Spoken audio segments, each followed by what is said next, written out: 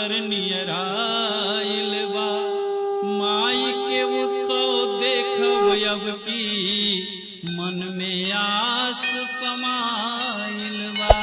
Hey there. Dinesh DJ Subscribe to my Sarnath, channel. Dinesh And DJ also Sarnath, press this bell Dinesh icon. DJ Sarnath, जलमई मंडल सहरिया में पांडेपुर चौराहा बजरिया में, पुरानी वाराणसी, पुरानी वाराणसी, पुरानी जलमई मंडल सहरिया में पांडेपुर चौराहा बजरिया में, सूरत निहारे नजरिया से, सूरत निहारे नजरिया से, महिषासुर के मरली कटरिया से, हो सजल माई पंडाल सहरिया में पांडेपुर चौराहा बजरिया में।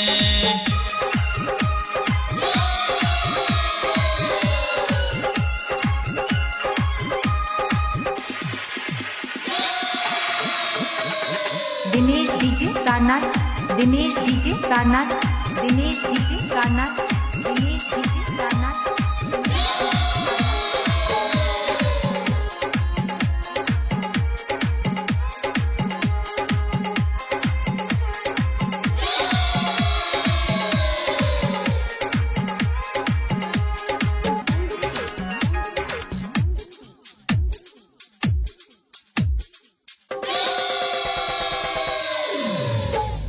सब जाला जगतगंज हथुआ मार्केट में, हम घूमब जैतपुरा मछोदरी गेट में, अर्दली बाजार जाई दुर्गा कुंड संग में, सारनाथ तेसर लक्षा रंगल माही रंग में, खाई चाउमीन डोसा दोपहरिया में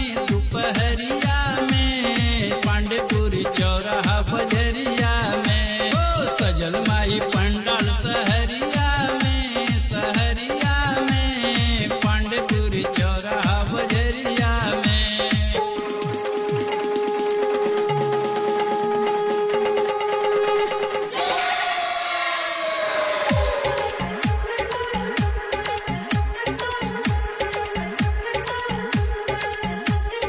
Dinesh DJ Sarnath, Dinesh DJ Sarnath, Dinesh DJ Sarnath, Dinesh DJ Sarnath.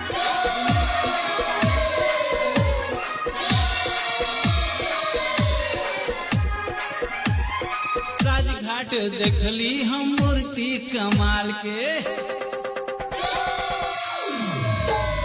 Rajghat देखली हम मूर्ति कमाल के, चंदासी पड़ाव जागरण में रात के, मिर्जापुर बनारस भक्ति में मतवाला, चकिया चंदौली में गांव गांव जयकारा, टक्का मुक्की होला डहरिया में पांडेपुर चौराहा बजरिया में, हो सजल माई पंडाल सहरिया में पांडेपुर चौराहा बजरिया में।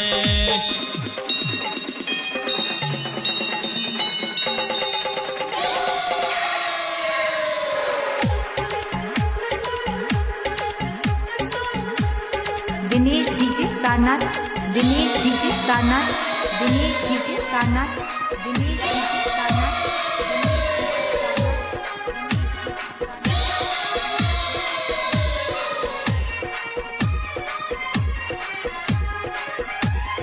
सगरी नगरिया में घूम फिर के आए,